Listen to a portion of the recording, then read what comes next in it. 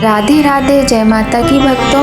आप सभी का स्वागत करती हूँ स्पिरिचुअल ज्ञान साधना में और आप सभी से अनुरोध करती हूँ कि स्पिरिचुअल ज्ञान साधना को सब्सक्राइब कर लीजिए और बेल आइकन को प्रेस कर दीजिए ताकि आपको नई नई वीडियोस का नोटिफिकेशन मिल। आज 14 नवंबर दिन बृहस्पतिवार को बैकुंठ चतुर्दशी है। बैकुंठ चतुर्दशी को भगवान विष्णु की पूजा करने से व्यक्ति को मृत्यु के बाद बैकुंठ की प्राप्ति होती है। कहा जाता है कि बैकुंठ चतुर्दशी को एक दिन के लिए स्वर्ग का द्वार खुलता है।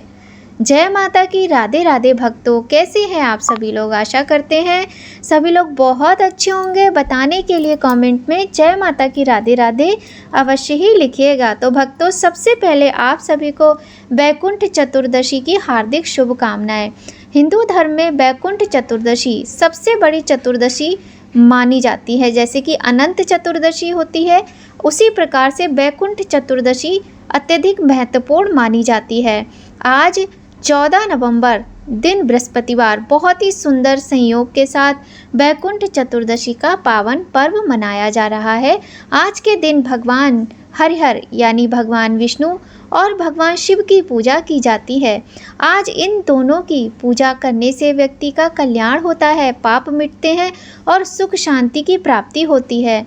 इस वर्ष बैकुंठ चतुर्दशी अत्यधिक शुभ योग में है। धार्मिक मान्यताओं के अनुसार बैकुंठ चतुर्दशी को भगवान विष्णु की पूजा करने से व्यक्ति को मृत्यु के बाद बैकुंठ की प्राप्ति होती है। वह जीवात्मा जन्म और मरण के बंधन से मुक्त होकर मोक्ष प्राप्त करता है। कहा जाता है बैकुंठ चतुर्दशी को एक दिन के लिए स्वर्ग का द्वार खुलता है। तो बैकुंठ चतुर्दशी बहुत ही महत्वपूर्ण तिथि होती है और बहुत बड़ा त्यौहार भी है, क्योंकि आज के दिन से भगवान विष्णु भगवान भोलेनाथ की पूजा करते हैं और ये वही दिन है। इस दिन की विशेष कथाएं प्रचलित हैं, क्योंकि आज के दिन से ही भगवान विष्णु ने भगवान शिव का पूजन किया था विधिवत, और उन्होंने 1000 कमल के पुष्प चढ़ाए थे। कार्तिक मास में शुक्ल पक्ष की चतुर्दशी तिथि को बैकुंठ चतुर्दशी के नाम से जाना जाता है। भगवान शिव भगवान विष्णु की आराधना का दिन होता है।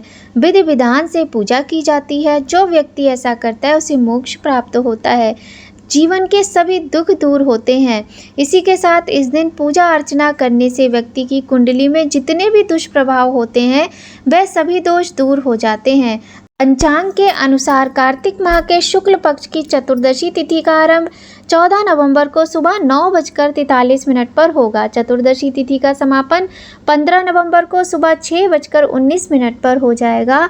हालांकि बैकुंठ चतुर्दशी में निशीत काल की पूजा का विशेष महत्व माना गया है। ऐसे में निशीत काल में चतुर्दशी तिथि 14 नवंबर को रहेगी, जिस वजह से बैकुंठ चतुर्दशी की पूजा 14 नवंबर गुरुवार के दिन ही की जाएगी। 14 नवंबर को बैकुंठ चतुर्दशी के दिन निशित काल की शुरुआत रात में 11:39 पर होगी। मध्य रात्रि 12:32 तक चतुर्दशी तिथि रहेगी। इस अवधि में की गई पूजा का व्यक्ति को 2 गुना फल मिलता है। चलिए अब जान लेते हैं पूजा की विधि। बैकुंठ चतुर्दशी के दिन ब्रह्म मुहूर्त में उठकर स्नान करें, स्वच्छ वस्त्र धारण करें। इसके बाद पूजा स्थल में एक चौकी पर लाल या पीले रंग का वस्त्र बिछाएं।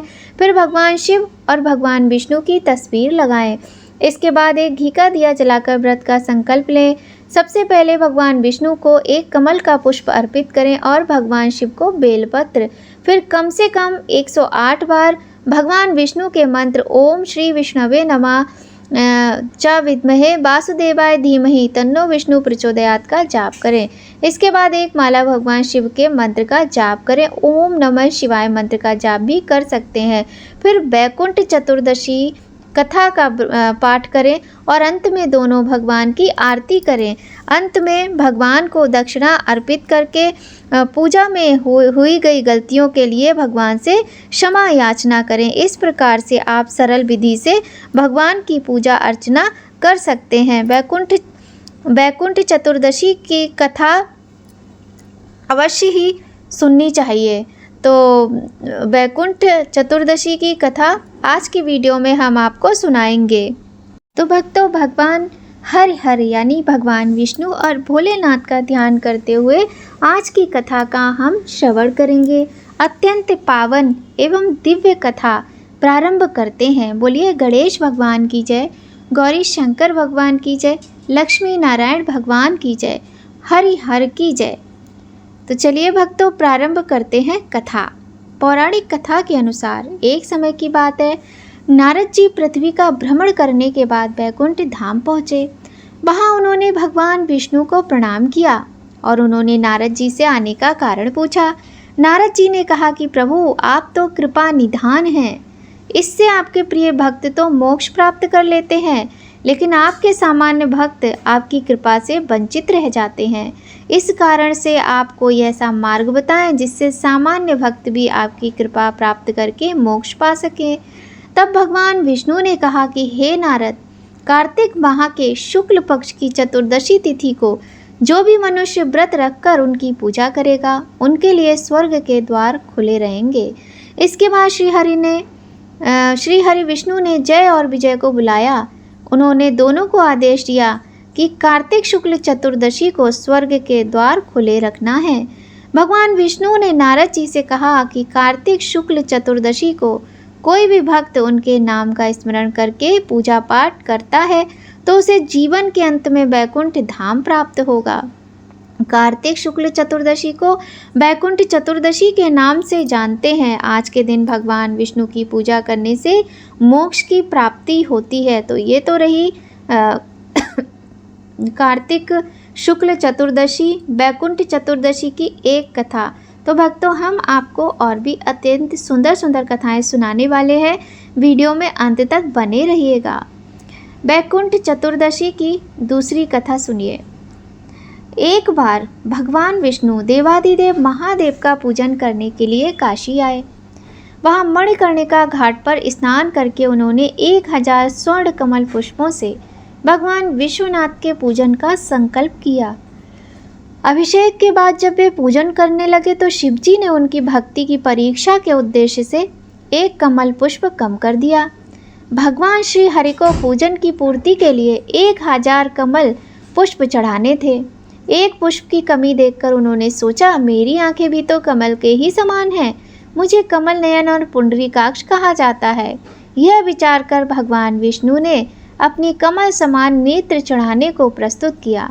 विष्णु जी की अगाध भक्ति से प्रसन्न होकर देवादिदेव महादेव प्रकट होकर बोले, हे विष्णु, तुम्हारे समान संसार में दूसरा कोई मेरा भक्त नहीं है।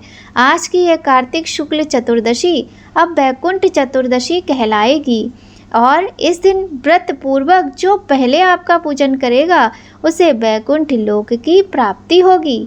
भगवान शिव ने इसी बैकुंठ चतुर्दशी को करोड़ों सूर्यों की कांति के समान वाला सुदर्शन चक्र भगवान विष्णु को प्रदान किया। शिवजी तथा विष्णु जी कहते हैं कि इस दिन स्वर्ग के द्वार खुले रहेंगे। मृत्यु लोक में रहने वाला कोई भी व्यक्ति इस व्रत को करता है तो वह अपना स्थान बैकुंठ धाम में सुनिश्चित कर ले। बोलिए लक्ष्मी नारायण भगवान की जय, बोलिए हरिहर भगवान की जय, गौरी शंकर भगवान की जय। कथा एक और अब हम आपको सुनाते हैं, बहुत छोटी सी कथा है, सुन लीजिएगा। धनेश्वर नामक एक ब्राह्मण था जो बहुत बुरे कार्य करता था। उसके ऊपर कई पाप थे। एक दिन वो गोदावरी नदी में स्नान के लिए गया। उस दिन बैकुंठ चतुर्दशी थी। कई भक्तजन उस दिन पूजा अर्चना कर गोदावरी घाट पर आए थे। उस भीड़ में धनेश्वर भी उन सभी के साथ था। इस प्रकार उन श्रद्धालु के स्पर्श के कारण धनेश्वर को भी पुण्य मिला। जब उसकी मृत्यु हो गई तब उसे यमराज लेकर गए और नरक भेज दिया।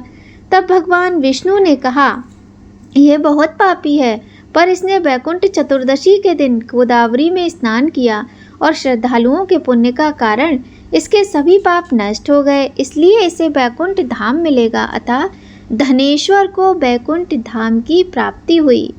बोलिए लक्ष्मी नारायण भगवान की जय, बोलिए गौरी शंकर भगवान की जय, बोलिए हरिहर भगवान की जय।